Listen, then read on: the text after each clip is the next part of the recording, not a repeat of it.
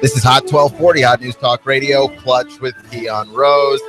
And it's college football season. We're one day away from kickoff. Tennessee plays Appalachian State tomorrow night in a game that, quite frankly, hardly needs any introduction. A, because I think we're super excited about what the Vols might be able to offer us this season. And B, because it's Appalachian State. And I understand that you don't want to underestimate your opponents. You don't want to underestimate teams just because they're FCS schools. I get that. They're smaller conference schools. I get it, right? But at the same time, let's be honest, they're Appalachian State. Okay, and I remember last year, and I need to probably go back and check that, when the Vols began their season and they opened the season against a weaker school, and they gave up a ton of points. And I had it written down before. I just don't know exactly where I wrote it. They gave up a ton of points in a way that seems completely unnecessary for a team as good as we expected Tennessee to be. And it's sort of foreshadowed, I think, to a few people that Tennessee was supposed to be better last season, and then they lost all those games late that they ended up losing. The Arkansas game, the Florida game, and the Oklahoma game especially come to mind. The most heartbreaking, of course, being the Florida game because of the ramifications of that. You haven't beaten them in about 10 years. And then on top of that, you had the game basically won. You had Florida dead to rights. And there was no reason for them to be in that game coming down to the final seconds of it. I mean, there really was no reason. And you ended up blowing that one and letting that one get away from you. And I don't understand the decision making that led to all of that. But I think you could argue that the tone for the season was set very early on when Tennessee was not handling business to start the season. And I mean, like, again, they won the game, okay? And they scored a bunch of points, and that's what you're supposed to do against the school that size. They, however, gave up a bunch of points as well from the season before. So it's just like I cannot remember the life of me who they started the season against. But regardless, right? They gave up a ton of points, and that was a little bit worrisome. But you're like, you know what? It's just the first game of the season. It doesn't mean anything. But then all of it transpired the way it had the way it all went out. And I'm looking at this game against Appalachian State, which is a good school. Appalachian State is a good football school. They are an FCS school. And it seems like it would be easy to overlook that school. Like, this is the game that you put as the season opener so you could get your victory and pound them to dust and make yourself feel really good. But it also bears the risk. You have to go out there. You have to handle business. You do have to score like 50 points. And no, you can't give up about 30 to Appalachian State. The reverse effect will happen if you struggle against them or for any amount of significant time appear to struggle against them. It's going to look really, really bad, regardless of what it is. And then you've got people going, oh, Tennessee's probably not going to win the East. And all the contrarians, you're going to hear them, and they're going to get very, very loud and very hard to ignore. So I'm just saying, you got to go out there and handle business. Okay, you schedule an FCS school as your season opener. Guess what? You got to go out there and handle business. Alabama's going to get some leeway. Alabama gets to play Southern California to open the season. Very good USC team in a very good Pac-12 conference. They've got that. They're going to get the leeway if somehow they don't win. You don't get any leeway because you open the season with Appalachian State on a Thursday night. We're one day away from kickoff here. So there's a ton of stuff to be excited about, right? You don't want to hear about guys doing anything. You don't want to hear anything that's not football. That's why we go through all of these stupid lists of who are the top 25 teams in the nation. We don't know. A bunch of experts sat in a room and went through all the data that we have, despite the fact that there's a ton of data that we don't have. We don't know. But we make all these lists because there's nothing to talk about. And it's good that there's nothing to talk about. Well, there was nothing to talk about. Listening to Hot 1240, Hot News Talk Radio, Clutch with Keon Rose. We're going to get into that in just a second. But let me remind you that you can listen to us on Facebook, Twitter, and YouTube. Those are our avenues of social media. If you'd like to contact us, we stream all of our local programming on YouTube live every day, which also means that you can go back and listen to all of our classic episodes. We never call them old. You can stream us live as well on the Facebook page. I think we're the only radio station doing that. I haven't heard anybody doing that. I think we're the only radio station out here streaming live directly from Facebook. And, of course, you can go to our website, hotnewstalkradio.com or noogaradio.com, and stream us live there as well. And also check out the TuneIn Radio app. It's completely free in your favorite app store. Simply download the TuneIn Radio app. Give us a favorite in the app. Press play. You'll have Hot News Talk Radio everywhere you go. This is Clutch with Keon Rose. We get together every Monday to Friday to talk sports, 6 to 7, local and abroad. And that brings me to my first story here, which is that Ole Miss is in trouble, which is not something new. We knew that Ole Miss was being investigated by the NCAA. They've basically been under investigation since about January. Some serious investigations. And by the way, the Laramie Tunsil stuff, Laramie Tunsil and Ole Miss have been under investigation since January. Like the Laramie Tunsil investigation had started before Laramie Tunsil on draft day basically acknowledged that he cut money from his coaches. And the NCAA, when they sniff and find that someone is making this student-athlete thing look really bad for them, they head out and they investigate it like there is no tomorrow. They go in there and they just straight up investigate it. Not unlike Ryan Lochte, the Brazilian police made it their business to come after Ryan Lochte. Why did they do that? Because Ryan Lochte was out here talking about they're robbing me and the police aren't doing anything. And the police were like, no, that did not happen. And you are not about to make us look like a fool right now. We're getting serious. Okay? Like when you get arrested by the police, not in Brazil, here in America, when you get arrested by the police, what should you do? Whatever the officer tells you. Now, you can argue about your rights and what went wrong after the fact. I personally believe don't fight the officer, okay? Who's got the power in this situation? The officer. Why? Because he's got a gun. Don't argue with him. Don't agitate him. Don't antagonize him. Just let him do his job. Then if you got to argue later, well, you know what? Legally, that shouldn't have happened. Do it that way. Right? Like, just do it that way. And the police are like that everywhere, in every country. It's about respect. And Ryan Lochte did not respect the police, and they went in on a thorough investigation. And I know friends from Brazil that will tell you that the Brazilian police don't really investigate anything, but they got really thorough with Ryan Lochte.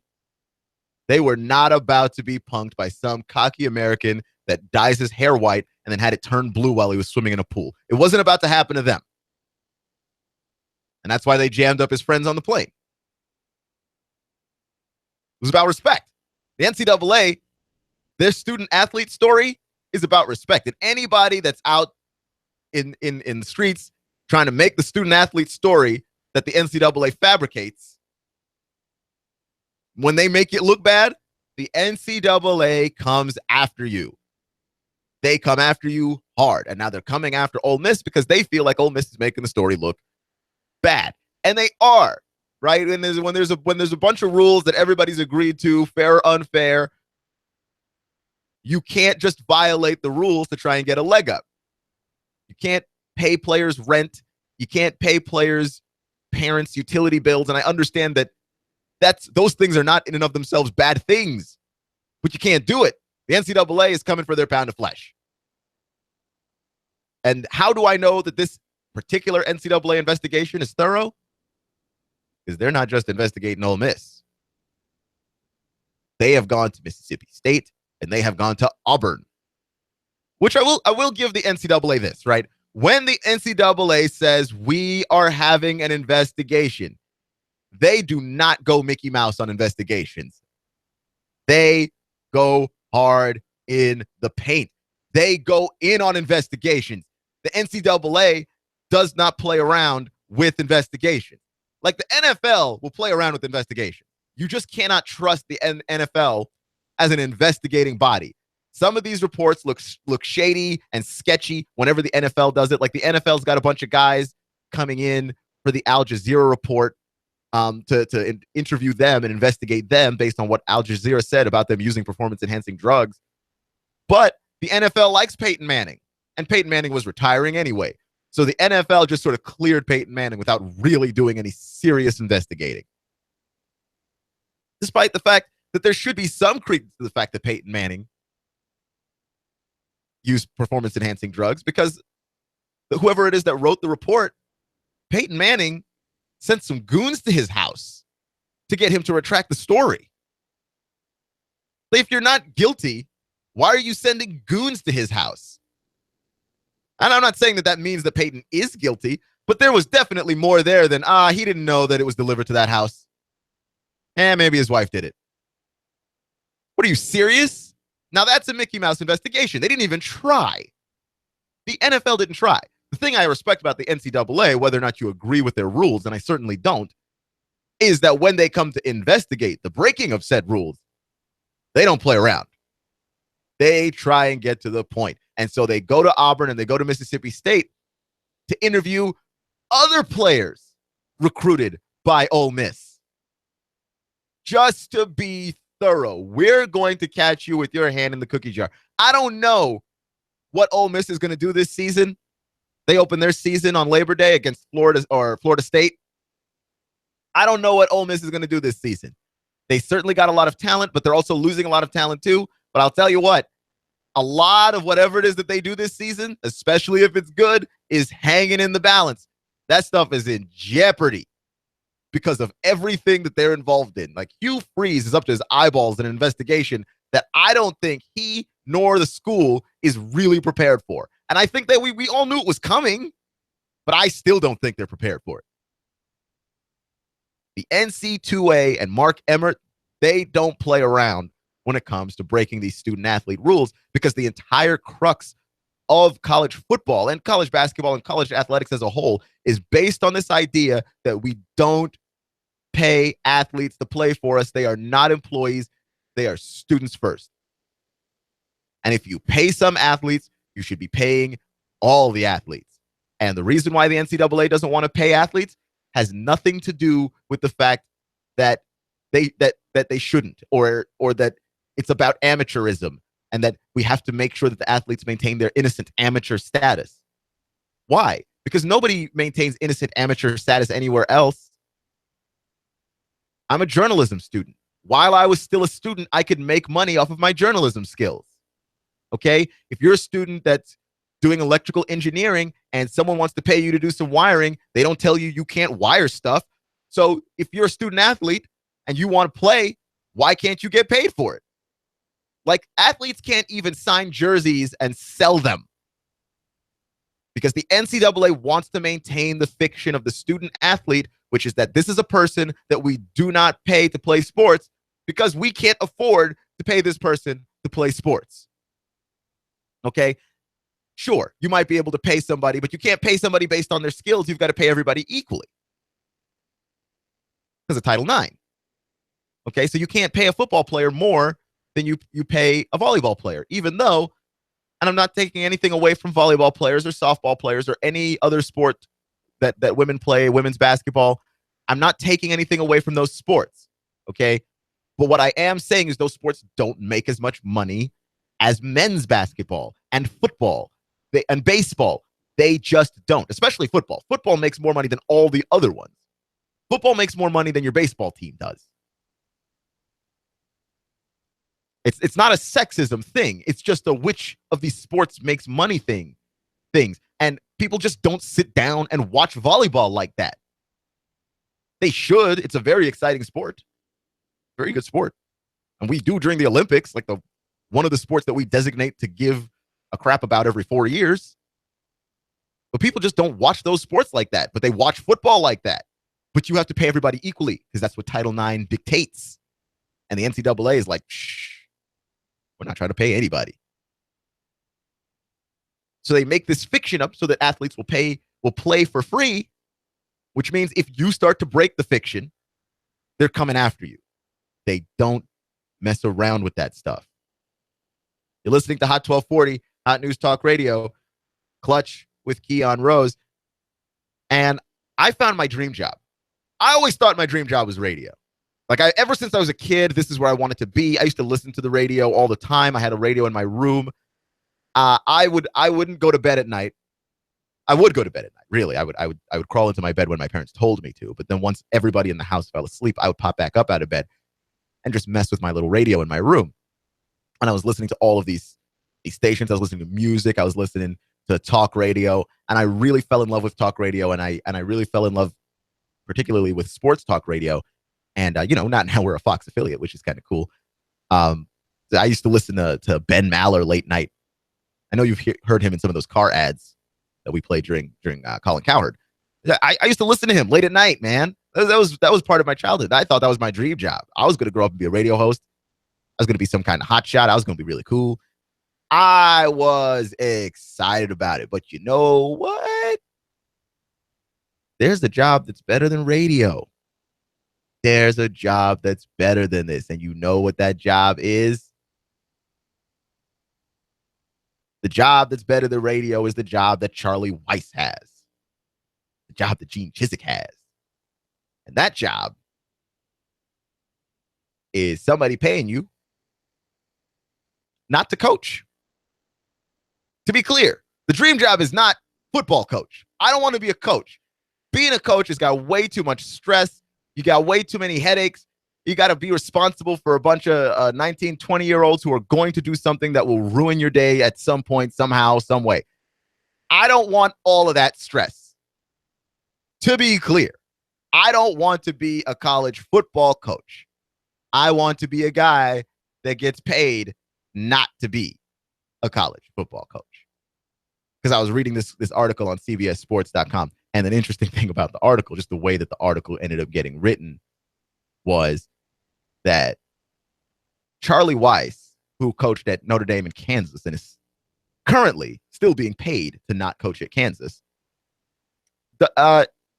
is following his son. His son plays football. Charlie Weiss is not coaching right now, mostly because his last two coaching attempts went so horribly, and mostly because the money that he is making to not coach would be diminished if he did coach somewhere and get paid to coach.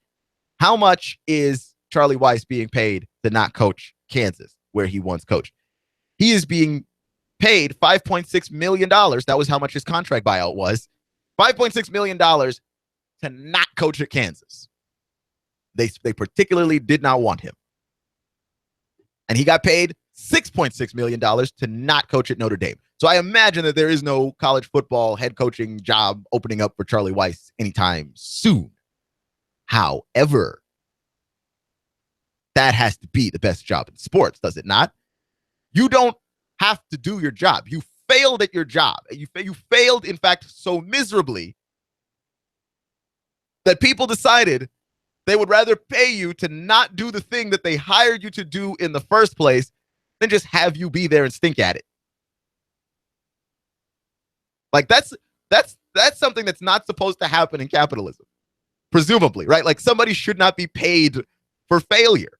However, the way the contracts are set up and the way that coaching is so important, especially at the college level, that you're just going to take a flyer on guys with big names. Look, Charlie Weiss is a guy. His name is, he's not going to be like a head coaching candidate, but like you have to realize that Charlie Weiss got to be a head coach for a reason. He was good at coaching.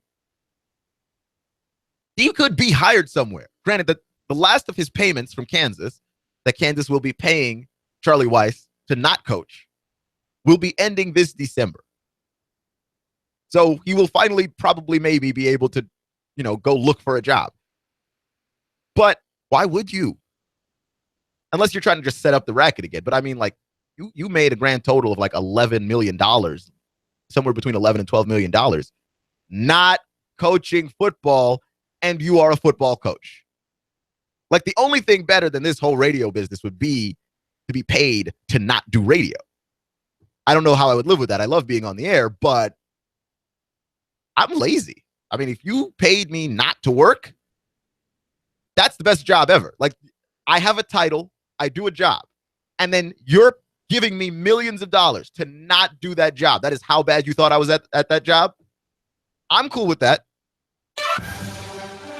Call me lazy.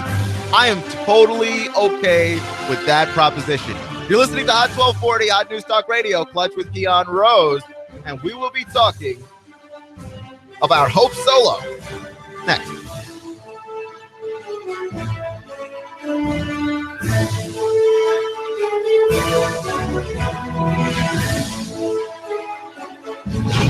Wars come and go, but my soldiers stay eternal. Now you can listen to Hot News Talk Radio anywhere, streaming live at Noogaradio.com. That's Noogaradio.com. Hot News Talk 1240. I'm Larry Daniels from Daniels Insurance, and on the average, our customers save $400 a year. We offer retirement vehicles and annuities in addition to other investment products that help you protect your family. Call 423-332-4774. This is Mike at For the Record at Northgate Mall. We're the largest complete record store in town. We sell old and new vinyl records, celebrity posters, music posters, and we are the largest in town. Come see us.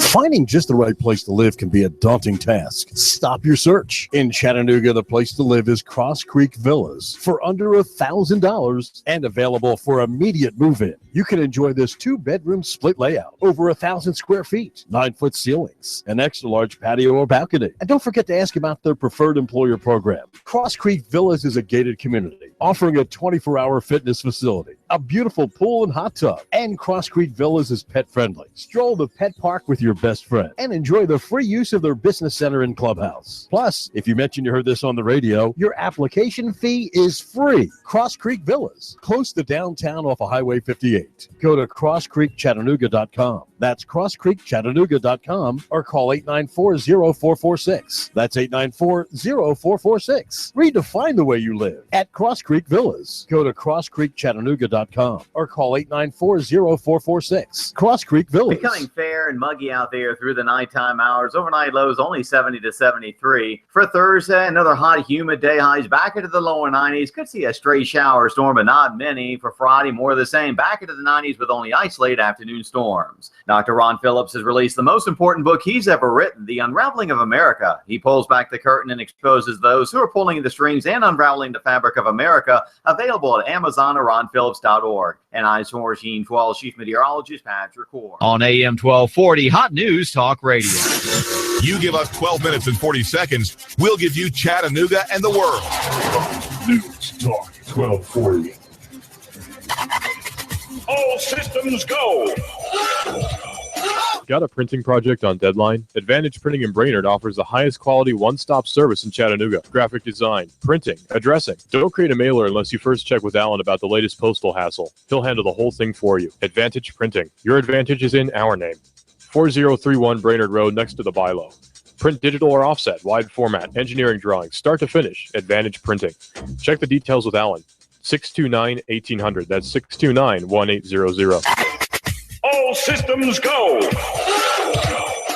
Treat yourself and your vehicle to a sparkling shine inside and out at Country Boys and Toys. 9606 Dayton Pike Soddy Daisy. Remember how it felt the first day you brought your new ride home? Clean as a whistle with that new car smell. Well, you can enjoy it again and again, over and over now, with auto detailing from Country Boys and Toys in Soddy Daisy. Call 309-0426. That's 309-0426. Here comes Dale Earnhardt Jr. He's got third. He's going for second. Earnhardt going for the lead. The NASCAR Sprint Cup Series is on the Motor Racing Network. Hot News Talk 1240. Hear it live on the Motor Racing Network, the voice of NASCAR. Check it out live on Chattanooga's official NASCAR radio station. Hot News Talk 1240.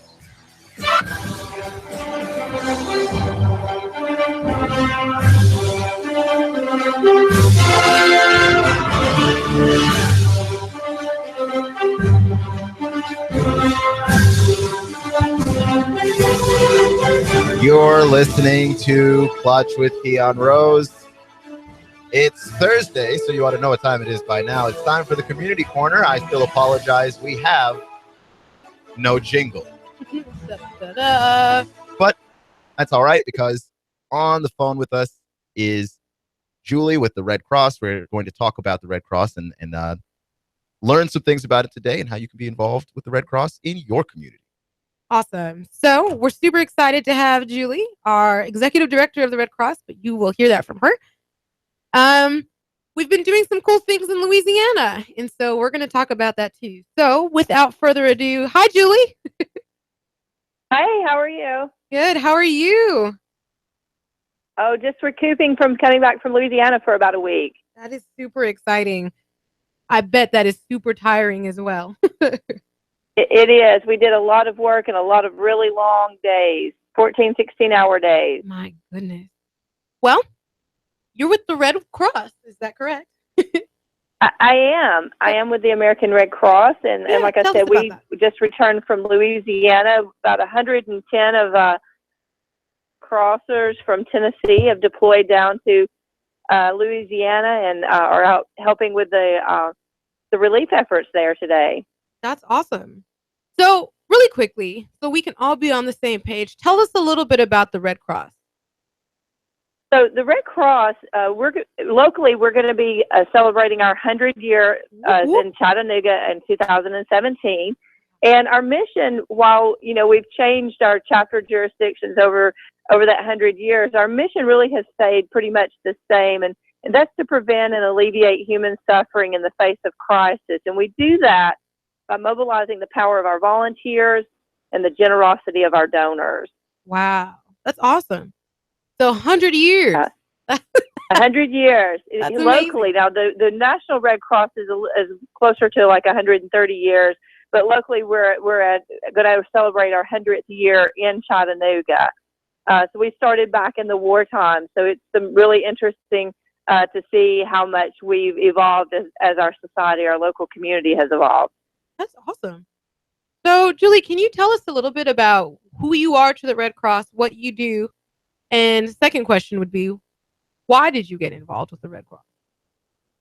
So I'm the executive director for the local chapter, and the local chapter is the American Red Cross of Southeast Tennessee, and we cover a 10-county jurisdiction in Southeast Tennessee. So Chattanooga being the main hub of that, and a lot of the surrounding communities. And I've been with the Red Cross 16 years. So I started out, it wasn't really an intentional move, but once you become part of the Red Cross, it's just really hard to see yourself doing anything else, because there's not very many places you can be where, on a daily basis, you can make a huge impact on someone else's life, and no matter which role you play in our organization. So, that's, really, it's just you once you start helping others, you just get that passion for helping others, and it's just really hard to see your life doing anything differently. Wow. That is amazing. That is truly amazing.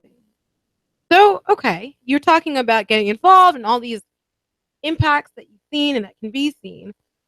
It's about the programs that run out of your branch of the Red Cross here in this greater Chattanooga area. So the American Red Cross here locally, we really are very similar to all Red Crosses. There's chapters across the country, and the great thing about being a Red Cross volunteer is the training you receive in our community here in Chattanooga is the same training you would receive if you were in a chapter in Louisiana, or if you're in a chapter in California. You would receive the same type of trainings, because that's the power of our volunteers, is that we have thousands of volunteers across the country that know what our playbook looks like. They know what we do, and we all do it the same way. So that's really the power of our organization, is those volunteers. Over 90% of our organization is volunteer-led. They are really the manpower. We only about 5% of that is actually employed staff, and the rest is volunteers.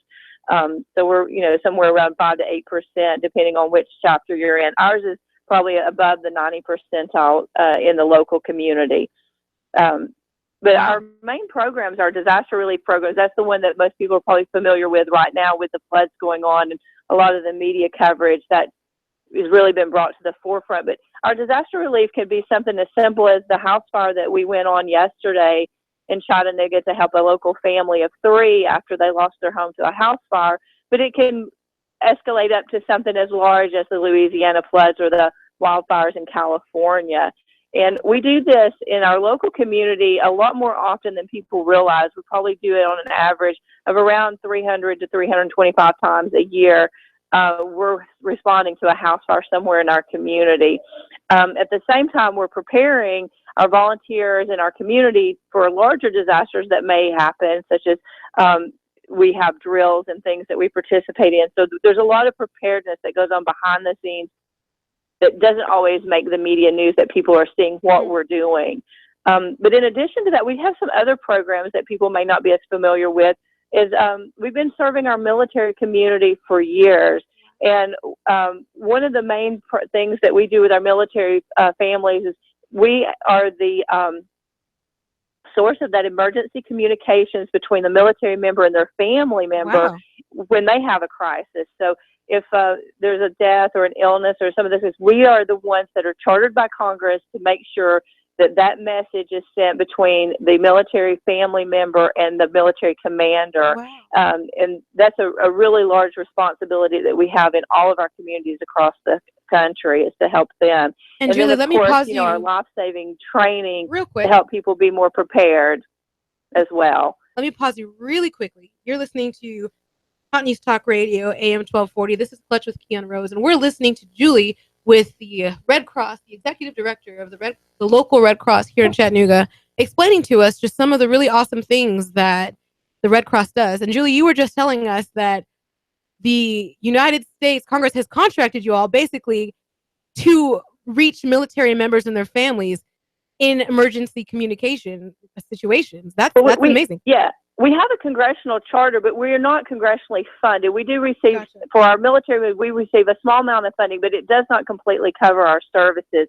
But most of our programs are not government funded. We're not a government agency, and we depend on the generosity of the American people to do what we do. That's amazing. So here's the thing. We started off talking about you coming back from Louisiana. And so what I'm hearing is that there's so many really cool things that the Red Cross does that people can get involved in. But for the next maybe few minutes, as we come to an end of this segment here, can you tell us a little bit about Louisiana? And I think Keon also had a question for you about the experience. So we have about 2,500 Red Crossers from all 50 states that have deployed into Louisiana, along with their local volunteers and staff there, to help with this relief operation. You know, and we do this the Red Cross doesn't do this alone. We do this with our community partners. Everything from, like, the Southern Baptists are helping us with feeding, and we have other organizations that are helping with taking donations of material items. So we do this with our partners, and so far we've fed over 360,000 meals and snacks, and provided 126,000 relief items, and provided 47,000 overnight stays in emergency shelters. And just to give you an idea of how large this event was, when we first started, we had 50 shelters that had over 10,000 residents in it at the very first few days. So this is one of the largest disasters to date that we've really responded to. And so imagine 2,500 just volunteers just really impacting a community like that. And I was assigned to a small community there when I deployed, and it's just amazing, because it's everything from the cities to these small country towns that are affected, and they all need to be served differently. That's pretty awesome. Julie, this is Keon. You're listening to Clutch with Keon Rose here on Hot 1240 Hot News Talk Radio. Julie with us from the American Red Cross on the phone. I learned about Louisiana actually by learning that the Louisiana State football team had been displaced from where they were practicing. And I was a little surprised that the media didn't really get in there and cover it to the extent that I thought that they would be. Are you surprised at the media coverage of what is happening in Louisiana, despite, how much damage has been taken? I think that we become a little bit immune to some of these things because there's so many things going on in the world, and our media is such a vast thing now. But yeah, I think we were all a little surprised that there wasn't a little more focus on really the magnitude of this disaster. I mean, imagine 10,000 people in shelters somewhere in the state. I mean, that's a lot of folks. And, the number of people that their homes were damaged is just astronomical. It's in the tens of thousands of homes that they're saying were damaged there. And, it's really going to change the landscape of Louisiana. So if I wanted to participate as a community member, either through donations or volunteering, what have you, what would you want to say to me? What would you want our community to hear? So you hit it exactly. What we would like for people to do is either volunteer or donate. Now, our volunteers, typically we have to have them ahead of time. We have them to be trained. So like I said, we have training across the country and everyone's trained the same. We're offering training classes locally to try to get volunteers in and get them trained so that they're part of the Red Crossers that are serving not only in Louisiana or California, but in our local community as well. And then another way that folks, and the way they can become a volunteer is you can go to redcross.org, and there is actually a link on there that will allow you to put in your application, and it'll send to the local chapter.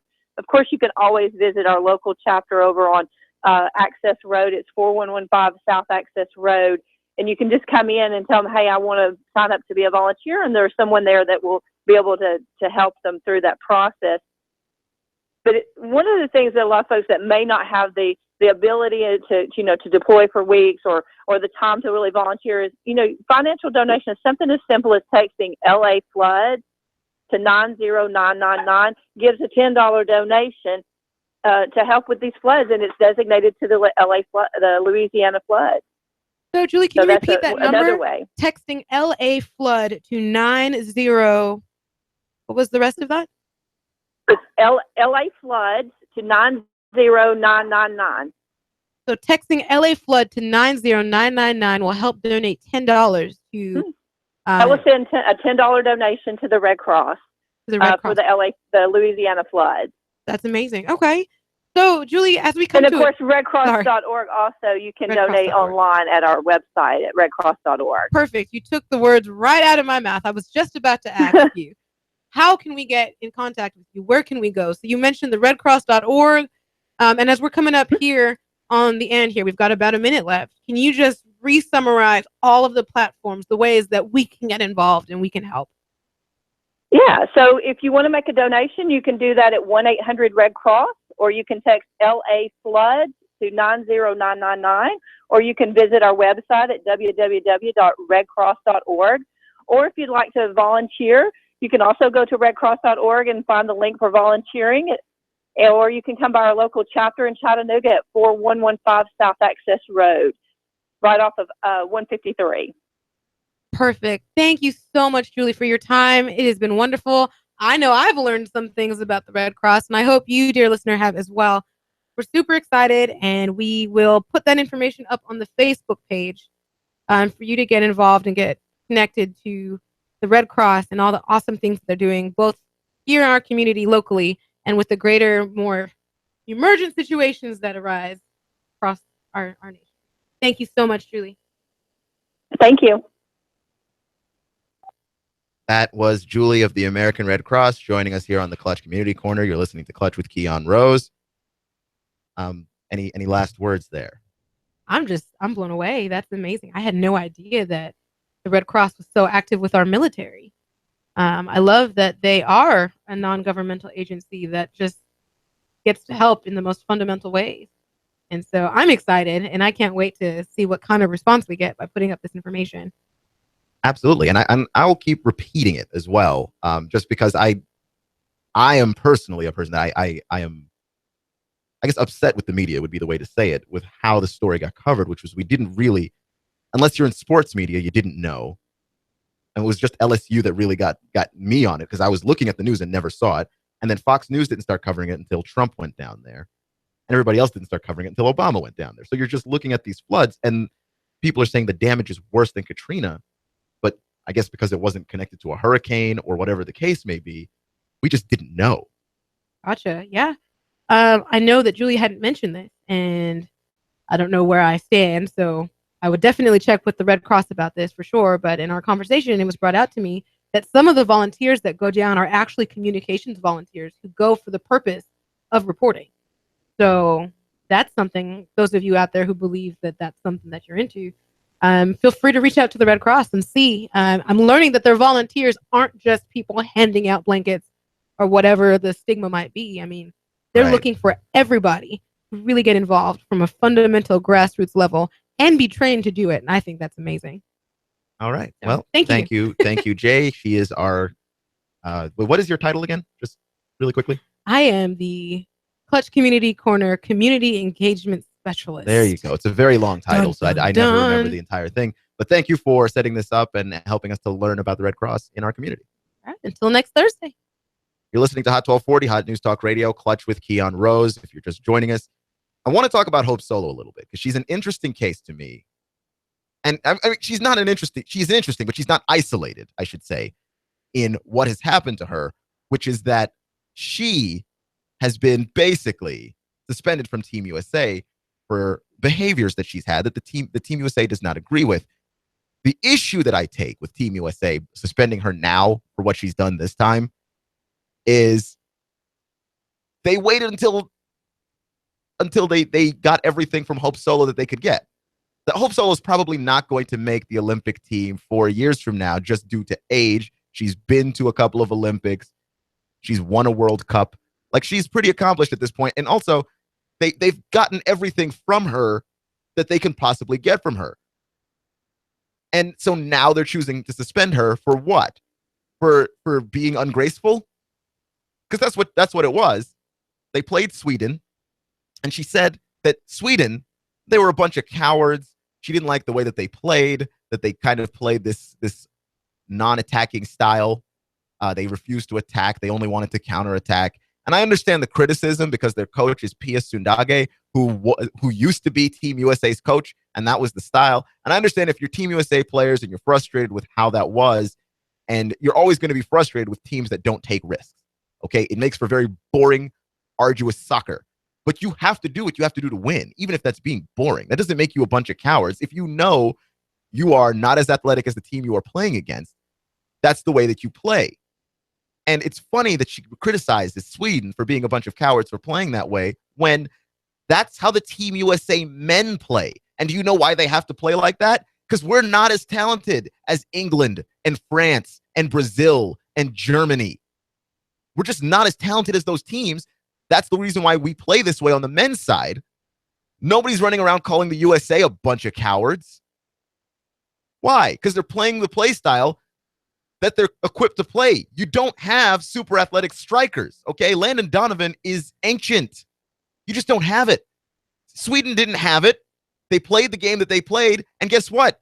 They beat you. If it's such a terrible way to play, stop them from scoring. You're the goalie. That's your job. Not to go afterwards and calling them a bunch of cowards. So I understand why Team USA, the women's national team, would be offended by what it was that Hope Solo said and would be upset with her and would suspend her. My issue is that they never really punished her before. Yes, she was suspended that one time that she and her, I believe then fiance, were caught drunk driving the team van. But that wasn't a real punishment. And if I'm not mistaken, that wasn't a 6-month punishment either. And then before that, Hope Solo caught in a domestic abuse case in which she allegedly beat up on her nephew. The issue there is that we're taking domestic abuse very seriously. And for whatever reason, when it comes to Hope Solo, we're not. And I don't know if it's because people think that she looks like a model, that she's just an attractive person. And then on top of that, she's very athletic and a very noticeable face for Team USA. I don't know what it is. But the punishments for Hope Solo haven't really existed until now. What she's done here is basically lacked grace. And her suspension for this is heavier than everything else that she's done, even though that stuff is arguably worse. And that's like to bring it to that point where part of it is when you make bad decisions, when you have bad actions, guess what? People are going to come after you. People are going to come down on you. I get that. You should be punished. Like Greg Hardy should have been punished. Guys get away from punishment that should be punished. And I understand when guys get punished. What ends up happening, though, is a lot of guys get extra punishment just because, yeah, you're old. Like this Hope Solo thing, she's not being punished for being ungraceful. That's what it should be. She's being punished for the other two things that she did that Team USA didn't want to punish her for because she was a good goalie. They didn't want to punish her for that stuff. So they didn't. And now that they don't need her, that Hope Solo has given everything to them that they want, now they're going to punish her for this and all of those things together because they want to terminate her contract with the U.S. women's national soccer team. And I understand why you would want to, but using Hope Solo, calling people a bunch of cowards as a screen for what you really want to do, that seems particularly cowardly to me, especially since like Hope Solo didn't swear. She didn't accuse anybody of cheating. She didn't do anything crazy. She was emotional and mad after a game. And how many times have we seen it? You stick a microphone in somebody's face after a really emotional game, they're liable to say some stuff you don't want to hear. If that is her actual opinion of Sweden, is it stupid? Yeah, it's stupid. If that's her actual opinion of that team, though, what you put the mic in her face for? Like, she's not going to filter herself very well after playing a bunch of soccer and then losing. Never. That's how you get the things where Shaq swears on live TV. You know, the Shaq was on TV and the reporter asked him what was wrong. And Shaq said, you know, the refs are trying to take over the bleeping game. And the reporter said, Shaq, we're on live TV. And Shaq said, I don't give a bleep. And the reporter went, I know. You should know better. They're just some people. And she is one of those people. She just is like Nate Diaz, the UFC fighter, or I can't even say Muhammad Ali, because Muhammad Ali spoke in a way that was very calculated. But she doesn't have a filter. Whatever pops into Hope Solo's brain is very shortly coming out of Hope Solo's mouth. Okay, that's just how it is. It's not that's not wrong. She didn't do anything wrong really this time. She's getting punished for all of those other times, though, and that seems really sketchy, dubious, and unfair. Ray Rice is being punished for the video of him allegedly punching his then fiance. To be clear, he's not being punished for actually doing it because the league was going to give him a little tiny suspension and then he was going to play again. Once the video came out, they had to really suspend him. Ray Rice is not in the league because of the video. And that stuff seems weird to me. Like, either be consistent with your punishment and what it is that you're saying is wrong, like hitting your wife is never okay, or be fine with it like you were going to be fine with it. Like, oh, no, you just get a little suspension here. But don't say it's okay, and then when the video comes out, say it's not okay. Don't say it's okay because you can beat up on your nephew or drive the team van drunk, but now that you're done near the end of your career, Sweden is calling them cowards. That's not okay. It's weird. It's Clutch with Keon Rose. See you in 96 hours. You give us 12 minutes and 40 seconds, we'll give you Chattanooga and the world. News Talk 1240. I'm blowing everything up. We're starting over. I'm doing a new show. I want guys who push it to the middle of the table and go over the top. Take a risk, fail miserably. I'm right, and I'm not wrong, and I'll never back down. Conflict works. Allow it. It's The Herd with Colin Cowherd. Right here and everywhere. Noon Eastern. You give us 12 minutes.